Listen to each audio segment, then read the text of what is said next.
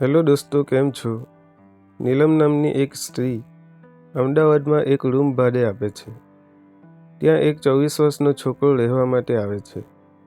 મિલન તે છોકરાને ત્યાં બધી સુખ સુવિધા આપે છે. એક દિવસ નીલમને થયું કે લાવ 1 મહિનાનું ભાડું એડવાન્સ લઈ લઉં. ત્યારે નીલમ તેની પાસે જાય છે. રૂમનો દરવાજો અંદરથી બંધ હોય છે. એટલે નીલમ વિચારે છે, લાવ બારીમાંથી એને આ ભાડા વિશે જણાવી દઉં. તેણે અંદરથી જોયું તો તે સાવ ડરી ગઈ, આંખો પહોળી થઈ ગઈ અને એવું જોયું કે તે હેબતાઈ ગઈ. તેણે જોયું કે અજય લેપટોપમાં ખરાબ ચિત્રો જોઈ રહ્યો હતો અને વિચિત્ર હરકતો કરતો હતો. નીલમ ચૂપચાપ એના રૂમમાં આવીને સૂઈ ગઈ અને પછી જે થયું તે સાંભળીને તમે ચોંકી જશો. મિત્રો, આ વાર્તા છેલ્લે સુધી સાંભળજો. તમને આ વાર્તા અમદાવાદની એક મહિલાની છે. તેની ઉંમર 44 વર્ષની હશે. નીલમના પતિનું અવસાન થઈ ગયું હતું. નીલમને એક પુત્રી હતી. તેનું નામ કવિતા હતું. તેની ઉંમર 30 વર્ષની હતી. કવિતા તેની દાદી સાથે ભરૂચ રહેતી હતી.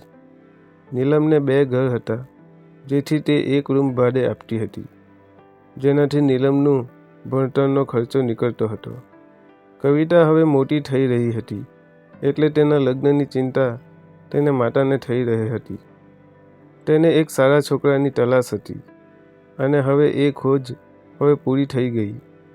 તેને સમીર નામનો છોકરો મળી જાય છે. હવે સંબંધ પાકો થઈ જાય છે અને 15 દિવસ પછી સમીર અને કવિતાના લગ્ન ધામધૂમથી થઈ જાય છે અને કવિતા તેના સાસરે જાય છે. ત્યાં જઈ બધામાં હળીમળી રહેવા લાગે છે. થોડા સમય પછી સમીર અને કવિતા વચ્ચે અમુક વાતોમાં ઝઘડા થાય છે અને એક દિવસ વાત એટલી વધી ગઈ કે કવિતા ઘર છોડી તેની મમ્મી પાસે આવી જાય છે. તેની મમ્મી નીલમ તેને ઘણું સમજાવે છે, પણ તે વાત સમજવાની સ્પષ્ટ ના પાડી દે છે અને કવિતા તેની મમ્મીની પાસે રહેવા લાગે છે. અને આમ જ 20-25 દિવસ પસાર થઈ જાય છે. એક દિવસ કવિતા તેની મમ્મીને કહે છે, મારે થોડા દિવસ ફરવા જવું છે. નીલમ કહે છે, ઠીક છે બેટા, તું થોડા દિવસ મૂડ ફ્રેશ કરી આવ. ઘરમાં એક રૂમ ખાલી હતો, એટલે આજુબાજુના લોકોએ વાત કરી કે કોઈને રૂમ ભાડે જોઈતો હોય તો કહેજો. તેવામાં એક 24 વર્ષનો અજય નામનો છોકરો રૂમ માટે આવે છે અને કહે છે, તમારે ત્યાં એક રૂમ ખાલી પડ્યો છે, એવા મને સમાચાર મળ્યા છે. હા, મારે રૂમ આપવાનો છે. ચાલો હું રૂમ બતાવી દઉં. તને ગમે તો કહેજે. અજયને તે રૂમ બહુ જ ગમી જાય છે. અજયે કહ્યું, ઠીક છે, હું આજથી જ આ રૂમમાં રહેવા આવી જઈશ. અને છોકરો આવી જાય છે. નીલમ વિચારે છે, લાવ છોકરા પાસેથી એડવાન્સ ભાડું લઈ લઉં. એટલે તે એના રૂમમાં જાય છે, પણ દરવાજો બંધ હોય છે. એટલે તે રૂમની બારી જુએ છે. ત્યારે નીલમ એકદમ ડરી જાય છે, કેમ કે તે છોકરો તેના રૂમમાં લેપટોપમાં દ્રશ્યો જોતો હતો. નીલમ બોલ્યા વગર સીધી પાછી તેના રૂમમાં આવી જાય છે. નીલમ વારંવાર અજય વિશે વિચારવા લાગે છે અને તેને પણ અજય પ્રત્યે લાગણી ઊભી થવા લાગે છે. અને એમાંય પછી નીલમ એક સુંદર સ્ત્રી હતી. એનું શરીર જોઈને કોઈ પણ માણસ મોહિત થઈ જાય. થોડા દિવસ પસાર થઈ ગયા. નીલમ ફિટ કપડાં પહેરી તેના રૂમ પાસે અવરજવર કરે છે.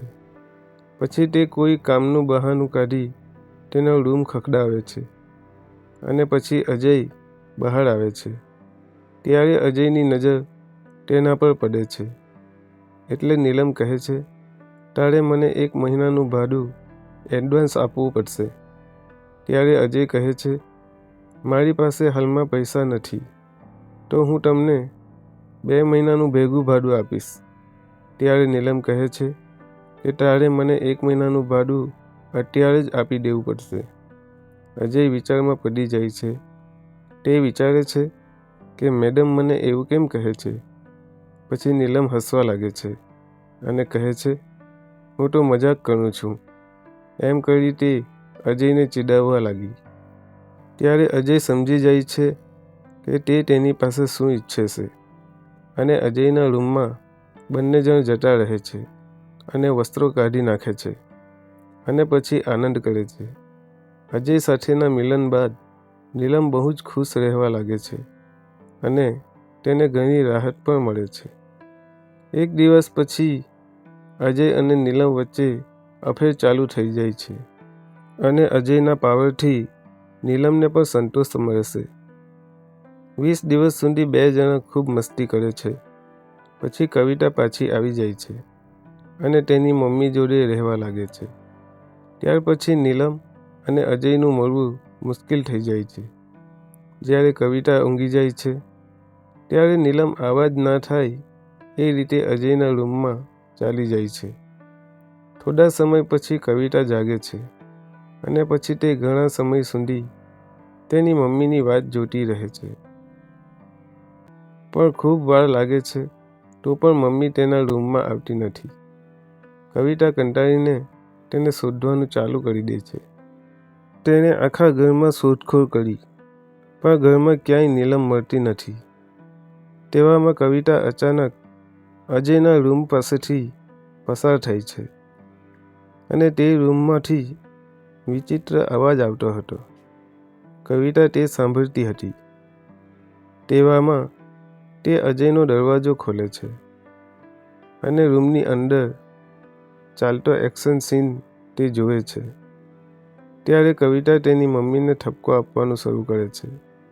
તેની મમ્મીએ તેને ઘણી સમજાવવાની કોશિશ કરી પણ તે સમજવા તૈયાર ન હતી અને બંને વધુ ઝઘડી પડે છે. કવિતા નજીકના પોલીસ સ્ટેશનમાં પહોંચી જાય છે અને તેની મમ્મી અને અજયના બનાવની રિપોર્ટ કરાવે છે. પછી પોલીસ નીલમના ઘેર આવે છે અને અજય અને નીલમ વચ્ચે કયો સંબંધ છે તેવી પૂછપરછ કરવા પોલીસ સ્ટેશન લઈ જાય છે અને તેમના સંબંધ વિશે પૂછતાછ કરે છે અને તેમાં નીલમ કહે છે, એમાં અજયનો વાંક નથી. મેં મારી મરજીથી તેની સાથે સંબંધ બાંધ્યો છે અને તમે તેને છોડી દો. એવી વાત નીલમ પોલીસને કરે છે. પોલીસ અજયને છોડી દે છે અને તે ઘરે જતો રહે છે. થોડા દિવસ પછી નીલમને પણ છોડી દેવામાં આવે છે. મિત્રો, આ વાર્તાનો અર્થ કોઈની ભાવનાઓ ઉપર ઠેસ પહોંચાડવાનો નથી, પણ તમને સચેત કરવાનો છે કે આપણા સમાજમાં કેટલા એવા લોકો છે જે પોતાની જરૂરિયાતો પૂરી કરવા ગમે તેવી હદ સુધી જઈ શકે છે. મિત્રો, આ વાર્તા ઉપરથી તમને કંઈ શીખવાનું મળ્યું હોય તો ચેનલને લાઈક કરી સબસ્ક્રાઈબ કરી દેજો. આભાર. ધન્યવાદ મિત્રો.